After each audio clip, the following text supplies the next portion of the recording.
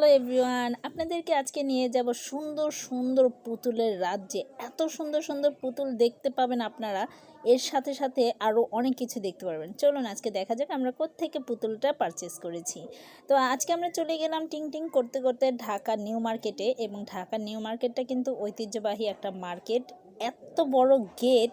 New মার্কেটে কিন্তু অনেকেই যান, কিন্তু গেটটার দিকে অনেকেই লক্ষ্য করেন না। একবার তাকিয়ে দেখবেন গেটটার দিকে, এত বিশাল বড় গেট, মানে একটু আশ্চর্য লাগে। তো ঢুকতেই আমরা যেহেতু ভিডিও করতে করতে যাচ্ছি, এখানে কালারফুল শরবতগুলো দেখা যাচ্ছে, এত সুন্দর করে সাজিয়ে রেখেছে। তার মধ্যে আবার ভিডিও করা দেখে দোকানদাররা একটু দুষ্টুমি করছে। দুষ্টুমি বলতে যে ওনারাও ইন্সপায়ার, যে আমাদেরকে ভিডিও করুন, দেখাবে চ্যানেলে, খুব খুশি হয়ে গিয়েছে। তো আমি এখন কিন্তু চলে আসলাম নিউ মার্কেটে। দেখতে পাচ্ছেন কত বড় এরিয়া। নিউ মার্কেটটা আসলে আমার কাছে কিন্তু অনেক বেশি ভালো লাগে। সবচেয়ে বেশি ভালো লাগে যে 1 নম্বর গেট।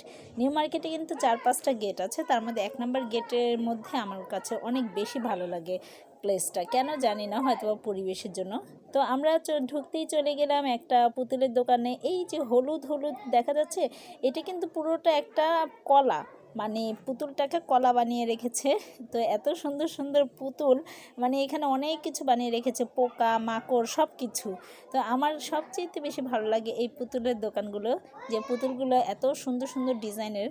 কিন্তু আমার সাথে যে লোকটা আছে, এই লোকটা তো পাজি টাইপের একটা লোক। কিছু হলে তুত্তুর করে পোলাপাইনের মধ্যে এদিক ওদিক ছুটাছুটি করে। মানে কিছু লোক আছে না, দোকানদারকে ডিস্টার্ব করার মধ্যে এক্সপার্ট, কিনবে না কাটবে না, কিন্তু ঠিকই নাড়াচাড়া করবে, ওই টাইপের লোক এটা। তো যাই হোক, যেমনই হোক যেটাই হোক, আমারই তো কিন্তু যেমনই হোক, খেলনাটা কিন্তু আসলে সেরকম ছিল। মানে এই খেলনাটা, মেন কথা হচ্ছে এই খেলনাটা ধরার উদ্দেশ্য হচ্ছে এই খেলনাটা বুদ্ধিভিত্তিক খেলনা।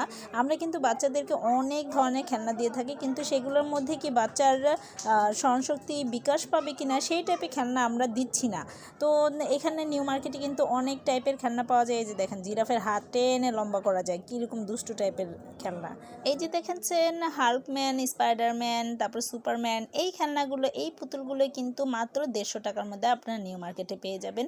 কিন্তু এই যে রয়্যাল বেঙ্গল টাইগার, এর তো একটু দাম আলাদাই, যেহেতু জাতীয় পশু ভাই। এটা কিন্তু আপনি 150 টাকা পাবেন না, এটা আপনাকে 300 টাকা দিয়ে পারচেস করতে হবে। শুধুমাত্র বাঘই নয়, বাঘটা যেহেতু একটু বিগ সাইজের, এর সাথে হরিণ আছে।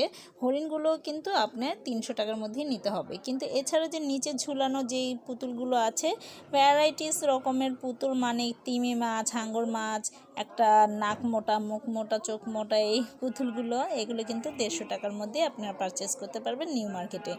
কি সুন্দর না পুতুলটা! ওয়াও! আমার ইচ্ছে করে কি, পুরো খেলনার দোকানটা যদি আমি বাসায় নিয়ে যেতে পারতাম, তারপর সাজিয়ে সাজিয়ে প্রতিদিন একটা করে নিয়ে নিয়ে খেলতে পারতাম, তাহলে মনে হয় আমার মন ভরতো। আসলে শুধুমাত্র আমার এই শখটা না, আপনারা যারা নাকি যাবেন তাদেরও দেখবেন এইরকমটাই মন চাচ্ছে। যাই হোক, আগামীতে আমি নিয়ে আসছি কাপ পিরিচের দাম নিয়ে, বা কোথায় পাবেন সুন্দর সুন্দর কাপ পিরিচ, এগুলো দেখাবো আগামী ভিডিওতে। অবশ্যই আমার পাশে থাকবেন, সাবস্ক্রাইব করবেন। Thank you.